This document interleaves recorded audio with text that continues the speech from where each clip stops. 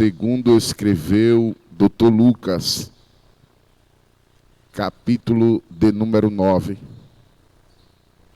versículo 57 ao 62. Evangelho de Jesus Cristo, segundo escreveu o Dr. Lucas, capítulo 9, versículo 57 ao 62. Quero louvar a Deus pela vida do meu pastor, reverendo Arnóbio Tavares de Lima, sua muito digna esposa, irmã Antônia Soares, ao diácono Góes, sua esposa Aline, ao meu companheiro que está na minha retaguarda, que faz esse programa com brilhantismo, pastor Edmilson Marinho, aos amigos da comunicação, ao Kennedy e ao jovem, aos cantores que louvaram, Deus continue abençoando, glória a Deus, e a você, querido internauta, que nos dá o privilégio, e a todos da rádio, lá do sertão, um abraço e um beijo no coração. Lucas capítulo 9, versículo 57 ao 62. Está escrito assim, amados. E aconteceu que, indo eles pelo caminho, lhe disse: Senhor, sergui-te-ei para onde quer que fores. E disse-lhe Jesus: As raposas têm covis, e as aves do céu têm ninho, mas o Filho do Homem não tem onde reclinar a cabeça. E disse a outro: Segue-me. Mas ele respondeu: Senhor, deixa que primeiro eu vá enterrar meu pai. Mas Jesus lhe observou e disse: Deixa os mortos enterrar os seus mortos, porém tu vai e anuncia o reino de Deus. Disse também outro: Senhor, eu te seguirei, mas deixa-me despedir primeiro dos que estão em minha casa. E Jesus lhe disse: Ninguém que lança a mão do arado e olha para trás é apto para o reino de Deus. E todos dizem: poder sentar, amados. Glória a Jesus. Glória a Deus. Queridos, o texto que nós acabamos de ler, ele fala acerca de algo que eu queria ministrar nesta manhã, subalterno ao tema: a urgência da chamada ministerial. A urgência da chamada ministerial. Queridos, o ministério de Jesus Cristo, ele durou cerca de 3 anos e meio. E existem cerca de 41 milagres catalogados nas Escrituras.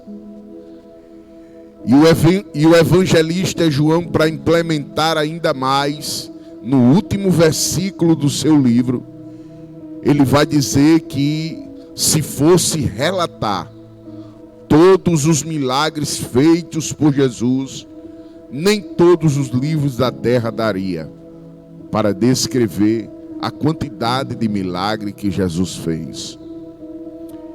Jesus, ele era especialista em fazer milagre. Seu ministério tinha 3 variantes. A primeira era o Jesus Cristo que pregava. Era o Cristo pregador.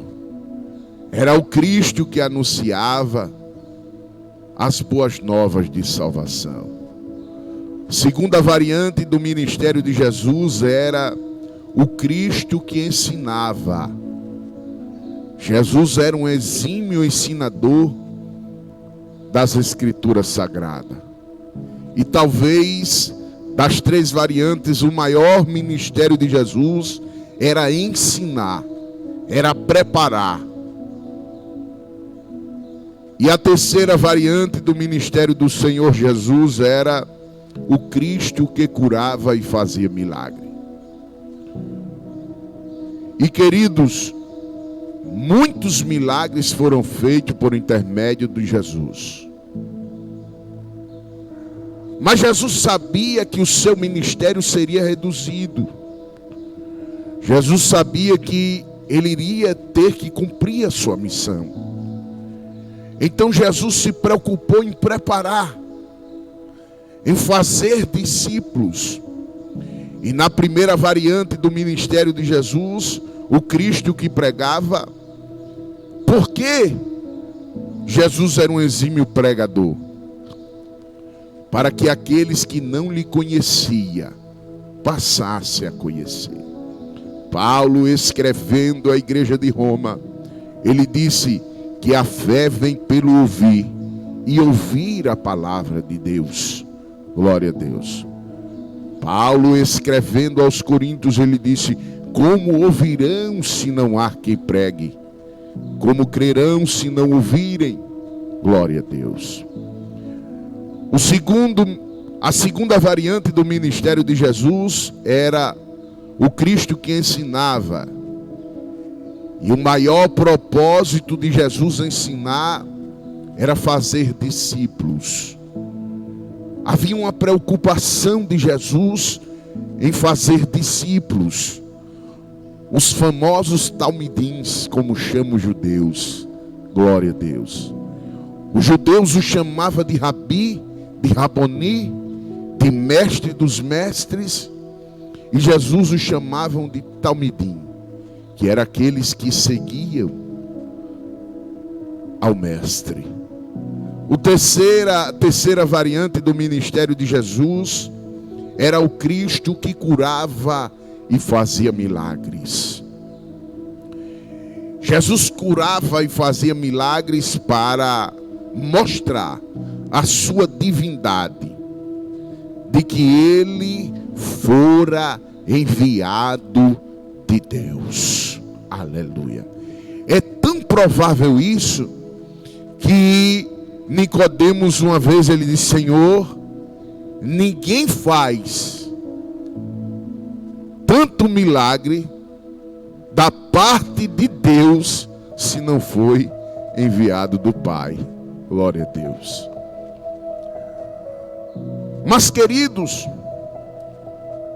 a urgência da chamada ministerial.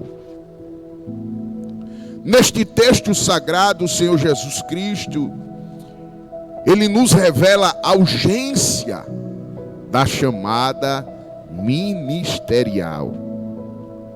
Um candidato a discípulo de Jesus, ele impôs a seguinte condição: Senhor, deixa primeiro que eu vá enterrar meu pai. Queridos, quando eu olho para o texto, eu entendo que Lucas e Mateus, eles detalham, é eles que relatam sobre isso, os dois evangelistas do evangelho sinótico, ou seja, dos semelhantes. Mas no versículo 57, irmãos, nós vamos ler que: e aconteceu que, indo eles para o caminho, lhe disse Senhor, segui-te-ei para onde quer que fores. Jesus sabia da intenção do coração. Jesus sabia do exercício ministerial e da chamada e da urgência do evangelho ser pregado. Mas Jesus sabia, pastor Edmilson, como estava o coração daqueles homens. Jesus sabia no íntimo e no oculto que muitos lhe seguiam porque comiam do pão e eram saciados. E isso está escrito em João no capítulo 6. A gente vai ver que quando Jesus atravessa a margem, os discípulos se aproximam e Jesus já vai logo dizendo: vocês não estão aqui porque viram o milagre e creram. Vocês estão aqui porque comeram do pão e foram saciados. E naquela multidão que cercava ele, pastor Edmilson, havia os discípulos, os verdadeiros, aqueles que verdadeiramente estavam ali porque queriam mais de Jesus. Havia aqueles que estavam ali porque receberam milagres e se converteram. Havia aqueles que estavam ali porque sabia que onde Jesus está, não falta pão. Aonde Jesus passava, o milagre tinha que acontecer. Aonde Jesus está, o mal tem que bater em retirada. Aonde Jesus está, as trevas têm que bater em retirada. Aonde Jesus está, a enfermidade tem que bater em retirada. Aonde Jesus chega, vidas são transformadas. Aleluia. João, quando Jesus estava na fila do batismo, ele disse: eis o Cordeiro de Deus que tira o pecado do mundo. Oh, aleluia. Eu me alegro com essa expressão. Eu me alegro porque uma vez pensaram que João Batista era o homem que ia dar jeito, era o Messias prometido. E os sacerdotes enviaram para saber quem era João. E perguntaram: João, tu és Elias? Ele disse: eu não sou Elias. João, tu és Jeremias?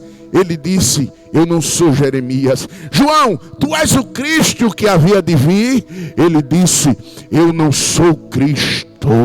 Aleluia. Era mais ou menos assim. Era João dizendo: eu não vim dar jeito em ninguém. Aleluia. Eu não tenho poder de mudar ninguém, mas eis que vem um, oh, aleluia, da qual eu não sou digno de desatar as suas alparcas, e esse vos batizará com o Espírito Santo e com fogo. Aleluia. João estava falando de Jesus, o grande Senhor. Aleluia. Então, querido, a necessidade da chamada ministerial era tão grande que Jesus, em Mateus no capítulo 4 e no versículo 19, a gente vai ver Jesus, aleluia, chamando os discípulos. E a Bíblia diz que ele disse: vinde após mim e vos farei pescadores de homens. Oh, aleluia.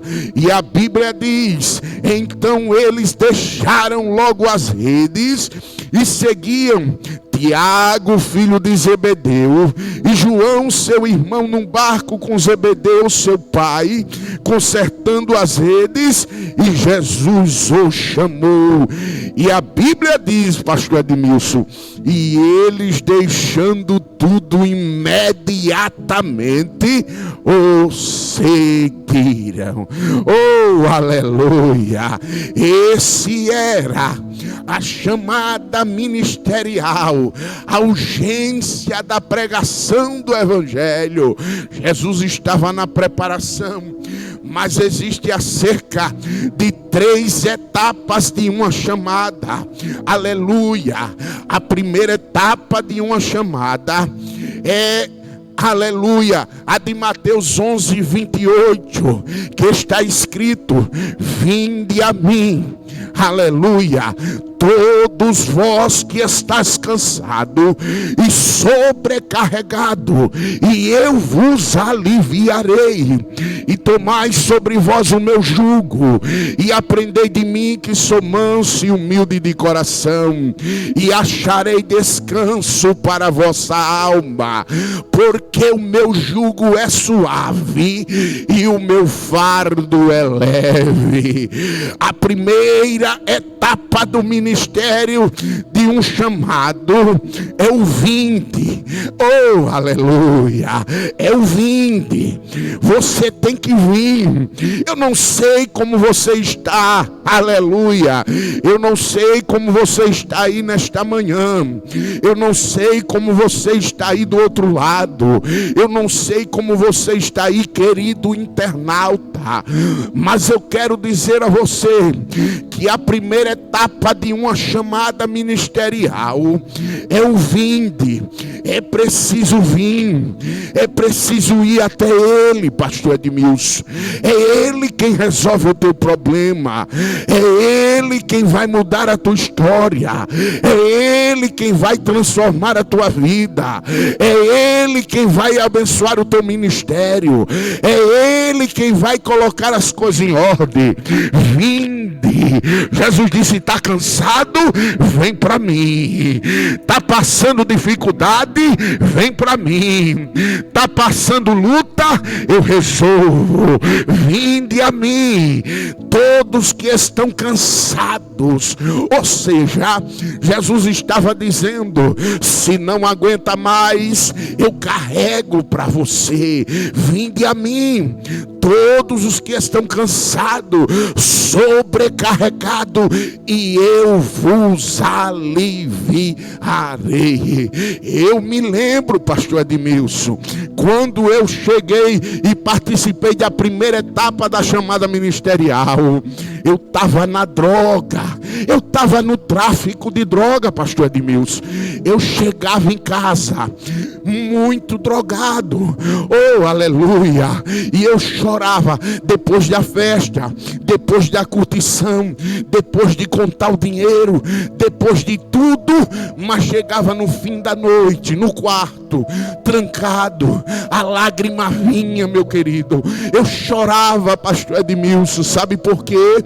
Porque a droga não preenchia. Eu usava, mas não preenchia. A bebida que eu consumia, eu bebia, mas não preenchia. As mulheres que eu me deitava e me deleitava, não preenchia o vazio que estava dentro da minha alma. Oh, aleluia.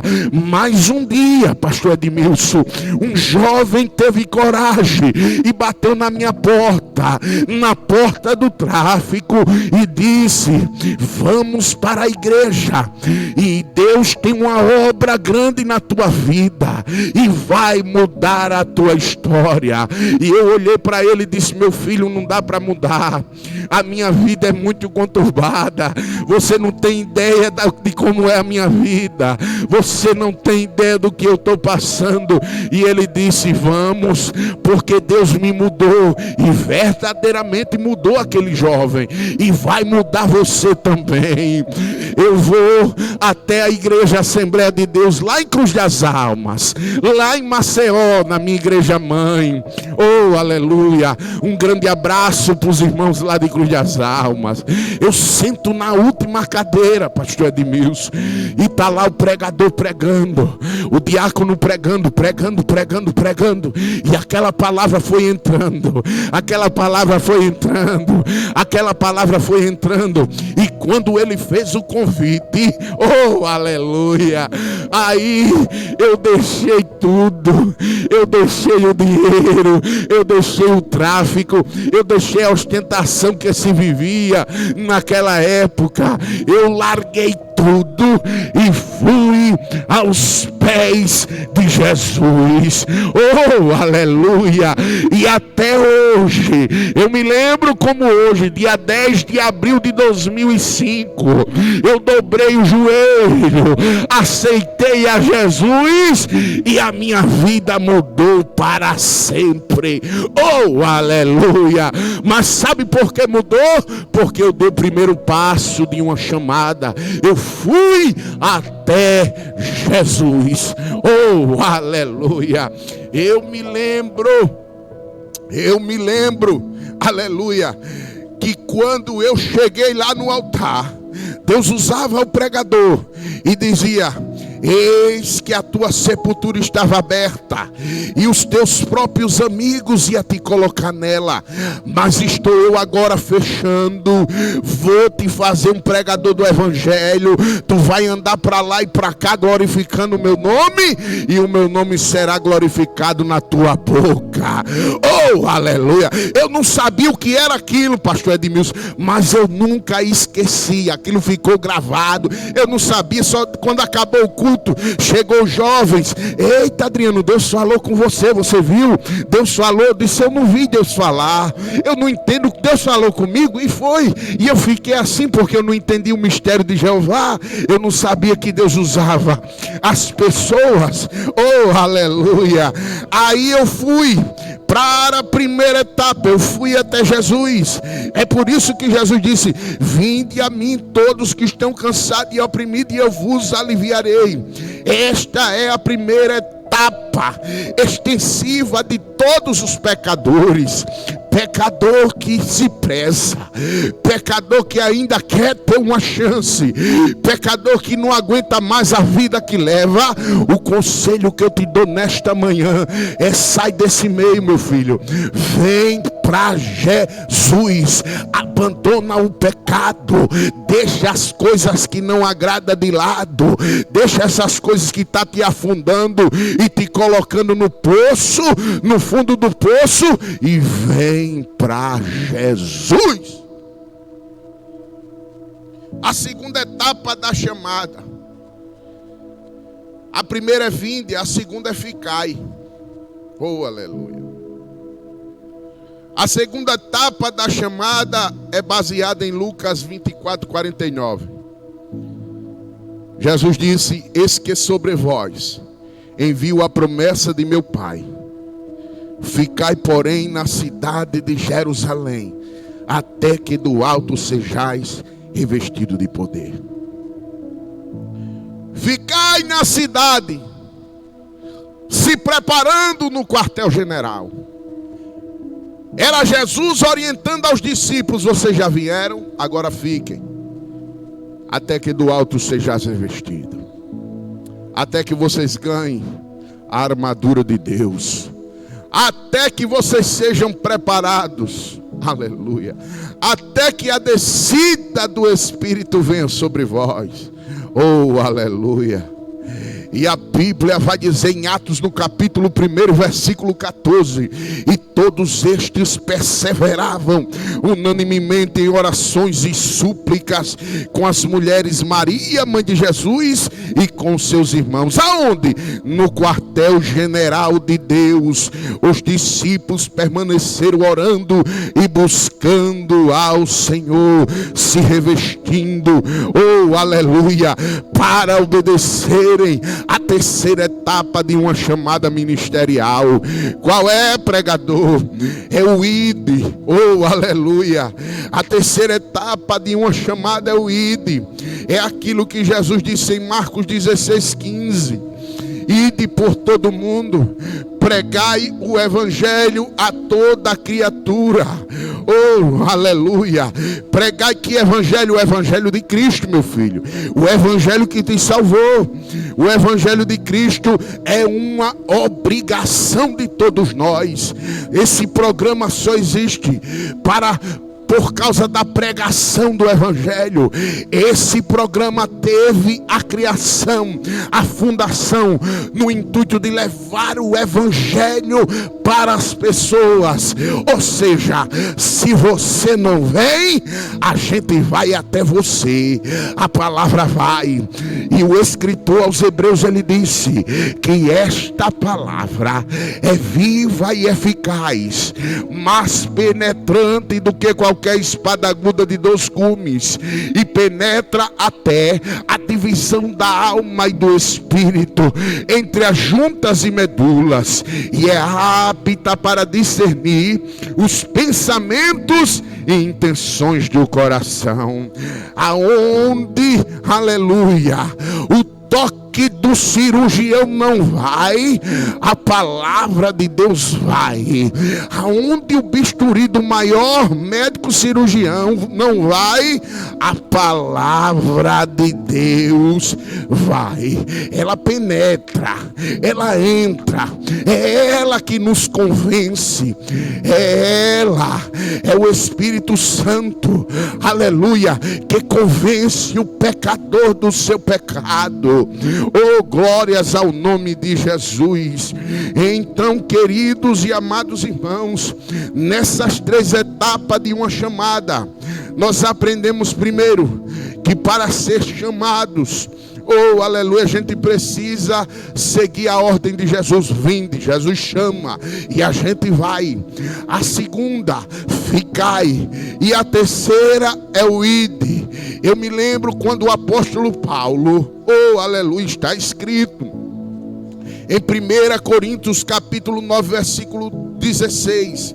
O apóstolo Paulo escreve dizendo: se eu anuncio o Evangelho, eu não tenho de que me gloriar, pois me é imposta essa obrigação. Aí ele conclui dizendo: e ai de mim, se não pregar o Evangelho do nosso Senhor e Salvador Jesus Cristo. Oh, aleluia! Eu me alegro. Em Atos no capítulo 13, versículo 4 e 5, a Bíblia vai nos afirmar que estes, enviados pelo Espírito Santo, desceram a Celécia e dali navegaram para Chipre, e chegando na Salamina, anunciavam a palavra de Deus. Ou seja, é o ide. Os discípulos receberam o revestimento, os discípulos receberam o chamado, os discípulos foram até Jesus, mas depois eles foram propagar o Evangelho. Então, queridos e amados irmãos, aqui não é diferente.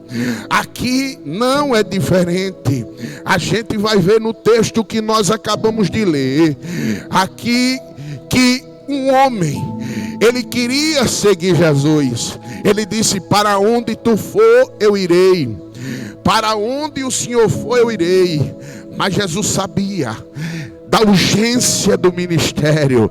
Jesus sabia da urgência. É por isso que muitas vezes a gente não entende, pastor Edmilson, o porquê uma pessoa se converte ontem e amanhã já está pregando, e amanhã já está sendo usado por Deus, e amanhã já está sendo batizado com o Espírito Santo, e amanhã já se torna um pregador de renome.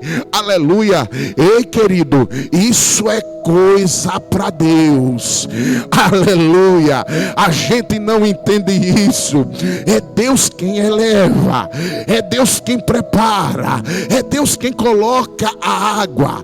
É como eu digo na igreja que eu dirijo, a gente, pastor Edmilson, é um cano velho enferrujado por onde passa uma água cristalina.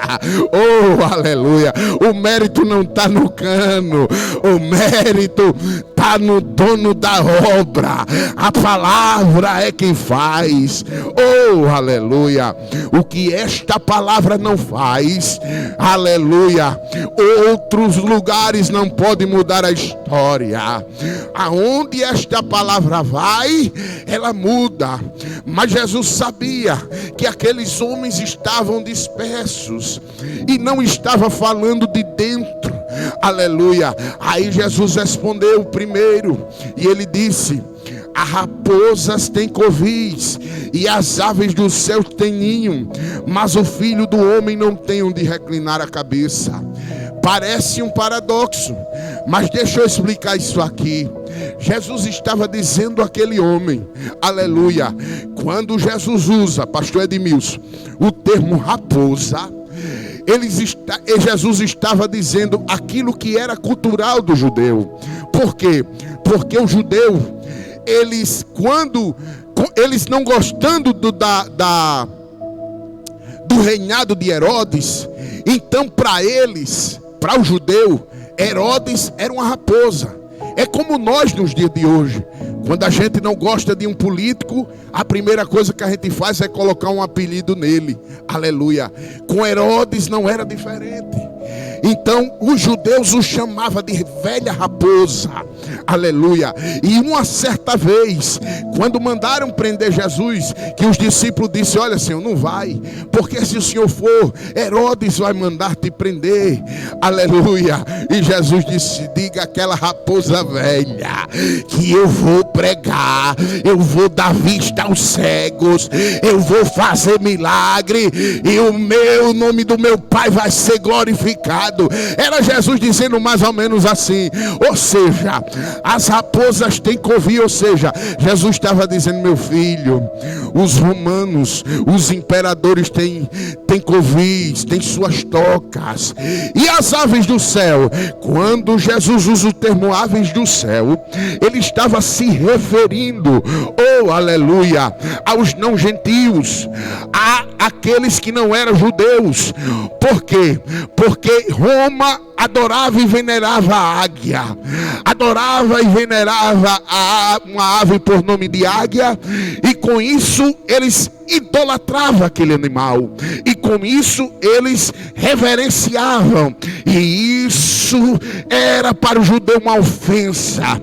Então Jesus usa o termo as aves do céu têm ninho, era se referindo também a esse grupo que adorava, aleluia, que não era judeu e que adorava do outro lado. Aí ele disse: mas o Filho do Homem, era ele dizendo, mas o Messias não tem nem onde reclinar a cabeça. Era Jesus dizendo para ele: meu filho, se você veio atrás de mim com o intuito de fama, com o intuito de galardões, com o intuito de apogeu, eu te convido a você despertar. Oh, aleluia. Aí não para. Por quê? Porque outros estavam seguindo Jesus. E a Bíblia diz no versículo 59: e disse a outro: segue-me. Mas ele respondeu: Senhor, deixa que primeiro eu vá enterrar meu pai.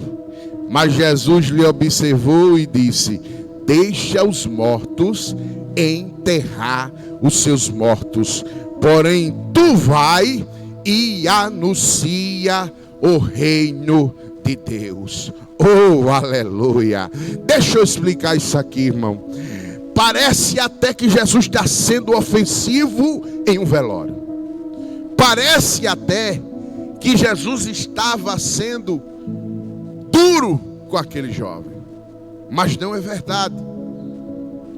Segundo a história, a expressão usada pelo candidato a discípulo de Cristo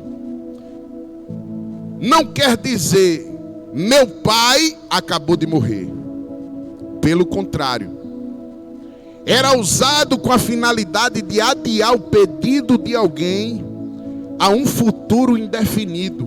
Ou seja, o sentido geral dessa expressão, queridos, era a seguinte: ele estava dizendo para Jesus o seguinte, pastor Edmilson: até que meu pai envelheça e morra, quando ele morrer, Jesus, aí eu vou seguir a ti. Por quê? Porque isso era cultural do judeu. O judeu, ele tinha que, aleluia, principalmente o primogênito. Havia na cultura judaica esse zelo de enterrar os mortos. do filho enterrar o pai. Era uma honra para o judeu. Ou seja, eles tinham todo aquele zelo, todo aquele cuidado. Eles separavam as cavernas, separavam os túmulos, faziam os túmulos. Aleluia. Como foi no túmulo de Lázaro, colocavam uma pedra na frente. E ali as mulheres geralmente embalsamavam, ou seja, enrolava eles todo na faixa, lavava o corpo, deixava o corpo limpo. Ou seja, havia todo um processo de purificação. Mas esse discípulo aqui, queridos, ele queria primeiro que o pai morresse. Ele queria, na verdade, ele estava deixando, era um sentido indefinido. Ou seja, ele queria, aleluia, primeiro enterrar os pais, para depois seguir a Jesus. Aí Jesus foi veemente com ele. Aí Jesus disse, a resposta de Jesus foi: deixa os mortos enterrar os seus mortos. Ou seja, dada ao futuro. À primeira vista parece que Jesus está sendo severo com este homem. Afinal de contas, não se deve permitir, numa época de luto, um filho fiel permanecer do lado de seu pai. Aleluia. Mas a gente entende que ele queria fazer arranjos funerais. Parece que a gente entende que ele estava em um velório e queria fazer arranjos funerais, mas não era verdade. Se ele tivesse de luto, ele não estaria na companhia dos discípulos ali. Ele estaria velando o corpo de seu pai. Mas ele, quando fala isso, e Jesus é veemente com ele quando diz: deixa os mortos enterrar os seus mortos, era Jesus dizendo para ele: querido, meu filho, deixa para lá, vem para cá e segue-me. Quem está morto, já está morto espiritual. E trazendo isso para a nossa vida, querido, o que isso tem a ver com a minha vida e com a sua, pregador? Eu vou dizer a vocês, queridos e amados internautas, era Jesus dizendo que a gente tem que deixar muita coisa. A gente está colocando um empecilho no servir a Jesus. E vocês ouviram que uma das etapas da chamada ministerial é o vinde. Mas a gente está botando dificuldade. A gente está colocando os negócios desta vida na frente das coisas de Deus. E Deus manda eu te dizer nesta manhã, meu filho, deixa esse embaraço, vem para Jesus, volta a pregar, volta a cantar, volta a adorar, volta para a igreja, aleluia, volta para o teu lugar. Talvez você esteja achando, aleluia, é porque você não sabe o que aconteceu comigo. Não, filho, Jesus está dizendo: vinde. Jesus está dizendo: deixa tudo, larga esses mortos e vem servir a Jesus. Vem cumprir a tua chamada, vem cumprir o teu ministério. Não fica preso com as coisas dessa vida. O escritor aos Hebreus, ele disse no capítulo 13, versículo 15: hoje, se ouvirdes a sua voz, não endureça o vosso coração. Vem para Jesus, querido, vem para Jesus. A Bíblia diz em Lucas 9, 61, 62, a Bíblia diz: disse também o outro: Senhor, eu te seguirei, mas deixa-me despedir primeiro dos que estão em minha casa. E Jesus disse: oh, aleluia.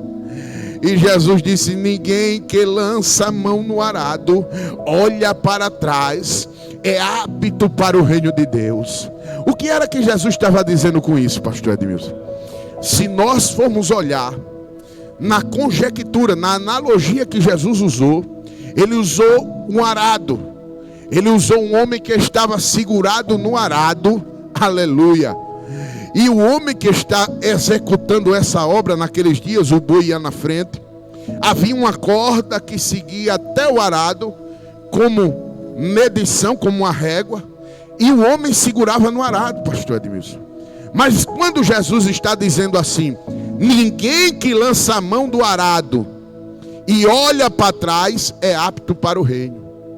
Era Jesus dizendo que quando a gente é chamado ministerialmente, que quando você, deixa eu falar para você, querida, quando Deus te chamou, quando Deus te separou, quando Deus te pegou lá do lamaçal, da onde você não podia sair, e te colocou você para segurar no arado, a obra de Deus vai fazer, e você pegou no arado, era Jesus dizendo que aquele que larga a mão do arado, o arado vai perder o rumo, mas a obra continua, ele vai continuar arando, não vai continuar arando de forma certa, ele vai perder o controle, mas ele vai continuar arando. Era Jesus dizendo: não larga, porque se você olhar para trás, você perde a direção. Se você olha para trás, você perde o rumo. Você tem que olhar para frente. Segura firme nesse arado, pregador. Segura firme nesse arado, cantor. Segura firme nesse arado, evangelista, presbítero, diácono, auxiliar, cantor, obreiro da casa do Senhor, coordenadoras, dirigente de círculo de oração. Segura a mão nesse arado e não olha para trás, porque o Cristo que te chamou, ele se responsabiliza da colheita que está para vir. Era um arando e o outro jogando a semente, pastor Edmilson. Era o arado passando e vinha outro atrás jogando a semente. O que é que eu entendo? É a gente fazendo o caminho e Jesus está plantando. Jesus está plantando. Jesus está plantando. Todos os dias no louvor e palavra, Jesus está plantando. Jesus está plantando a semente no coração dos irmãos. Jesus está plantando. O Senhor aqui, como âncora desse programa, segurando no arado e abrindo o caminho. E Jesus disse: vai, meu filho, eu estou plantando. Continua fazendo, eu estou plantando. É o Kennedy louvando ao Senhor e Jesus dizendo: vai, Kennedy, louva ao Senhor que eu estou plantando. Louva que eu estou plantando.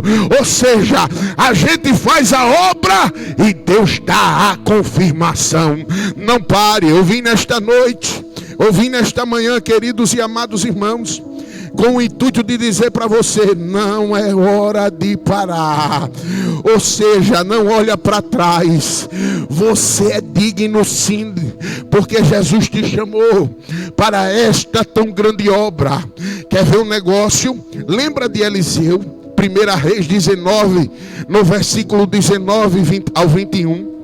A palavra de Deus afirma que Elias permitiu que Eliseu fosse beijar seus pais e sua mãe. Entretanto, Eliseu se desvinculou imediatamente das ferramentas do seu trabalho material e se dispôs a servir ao Senhor. Ou seja, ele deixou de lado os bois, ele quebrou as ferramentas, fez o churrasco e disse: o meu negócio é ali na obra. Vai fazer a obra, volta para a obra, volta para os pés do teu Senhor. Não olhe para a direita, não olhe para a esquerda, não olhe para trás, porque se você olhar para trás, segurando no arado, você vai perder o rumo. Você vai perder o rumo. Então você tem que olhar para frente, meu filho. Tem que olhar para Jesus. O escritor aos Hebreus, ele disse: olhando para Jesus, autor e consumador da fé. Oh, aleluia. Eu vejo também outra coisa que a Bíblia afirma em Mateus 9:9. Jesus passando adiante ali, viu assentado na alfândega um homem chamado Mateus, e ele passando por ali, pastor Edmilson, ele disse para Mateus: segue-me. E a Bíblia diz que ele deixou tudo. Ele deixou o alto salário de Roma, ele deixou tudo para seguir a Jesus. Essa convenção foi tão impactante que a história vai dizer, segundo os estudiosos diz, que nisso ardeu o desejo de Zaqueu de ver quem era Jesus. Zaqueu disse: como é que um empregado meu, ganhando bom salário, abandona a colheitoria por causa de um homem chamado Jesus? E a Bíblia diz, Lucas 19, e Zaqueu queria ver quem era Jesus. Oh, aleluia! Zaqueu queria só ver, mas terminou se convertendo também, porque Jesus se encontrou com ele, chamou ele também para o ministério e disse: desce depressa, porque hoje me convém pousar em tua casa.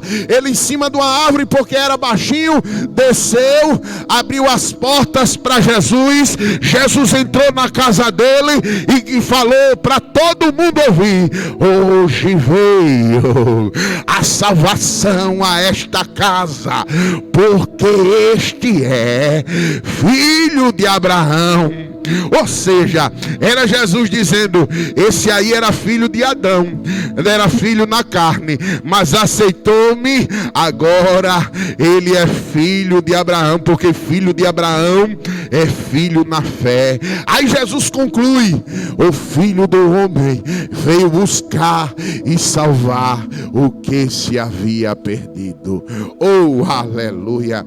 Queridos e amados irmãos, Lucas escreve no capítulo 5, versículo 11: e levando os barcos para a terra, deixaram tudo e seguiram a Jesus. O que é que eu aprendo aqui? É que os discípulos entenderam que a chamada de Jesus era urgente e deixaram tudo para seguir. Há uma urgência na chamada ministerial. Há uma urgência na chamada para fazer a obra de Deus. Há uma urgência de homens para pregar na rua. Há uma urgência de homens para pregar nos ônibus. Há uma urgência de homens para pregar em praças. Há uma urgência no chamado de Deus. Há uma urgência do entregador do folheto. Jesus está querendo levantar pessoas para entregar folheto todos os dias. Jesus está querendo levantar pessoas para ser um contribuinte desta obra. Por quê? Porque a obra se faz com os joelhos dos que oram. A obra se faz com a contribuição dos que contribuem. A obra se faz com os pés daqueles que vão. Oh, aleluia! E há uma urgência no ministério, na chamada ministerial. Ainda hoje temos vários exemplos no ministério que não fluíram pelo fato dos obreiros estarem presos e ainda presos nos seus alfazeres. Queridos e amados irmãos, queridos internautas, trabalhe, seja um bom profissional, exerça a sua missão, estude, faça faculdade, cresça, evolui, mas não largue o chamado ministerial, mas não largue o chamado que Deus colocou dentro do teu coração. Seja um médico, mas seja um médico crente. Seja um advogado, mas seja um advogado crente. Seja um psicólogo, mas seja um psicólogo crente. Cresça, seja rico, mas seja um rico crente. Evolua, mas seja crente, porque o chamado arde. Há uma urgência do chamado ministerial. Nós estamos cheios de homens que largaram seus altos salários para se dedicar a esta obra. E Deus está falando com o crente nesta manhã: volta a fazer o que Deus te chamou. Coloca no chat aí: eu quero voltar para Jesus. Eu quero entregar minha vida para Jesus. Há uma urgência no chamado ministerial e Deus conta com você. A missão de Cristo é urgente e não pode ser protocolada. A missão de Cristo é necessária e ela não pode ser estagnada. Jesus não está pregando a falta de amor à família. Na verdade, Jesus está enfatizando o desprendimento de qualquer coisa que atrapalhe a sua obra. Eu vou repetir. Nesse texto aqui, Jesus não está pregando a falta de amor à família. Porque quem lê, aparentemente diz: meu Deus, como é que Jesus não quer deixar o homem enterrar o pai? Jesus não está dizendo isso. Jesus não está falando contra. Jesus não está pregando contra a falta do amor à família. Jesus está enfatizando, querido internauta, sobre o desprendimento de qualquer coisa que lhe atrapalhe a fazer a obra. E disse-lhe Jesus: as raposas têm coveias, as aves do céu têm ninho, mas o Filho do Homem não tem onde reclinar a cabeça. Versículo 59. E disse outro: segue-me. Olha a necessidade. Jesus olhou para o outro e disse: segue-me. Segunda vida, ou glória a Jesus. Pode colocar aí no chat: eu aceito, eu volto, eu quero de novo, eu entrego a minha vida. Pode colocar aí, eu estou concluindo. E disse o outro: segue-me. Então nesta manhã, querido, eu quero falar o que Jesus falou para você. Segue-me. Segue a Jesus. Volta para Ele. Jesus está dizendo. Mas ele respondeu: Senhor, deixa primeiro que eu vá enterrar meu pai. Era ele dizendo para Jesus: Jesus, me aguarde meu pai falecer, eu fazer o sepultamento dele, eu esperar que o corpo dele chegue na parte de ossos, pegue os ossos, coloque numa caixa. Depois que terminar todo esse processo, eu vou te seguir. Aí Jesus foi, sabendo da situação. Aí Jesus disse: deixa os mortos enterrar os seus mortos. Porém tu vai e anuncia o reino de Deus. Terceira vida, ou glória. Coloca aí no chat: eu aceito Jesus como Salvador.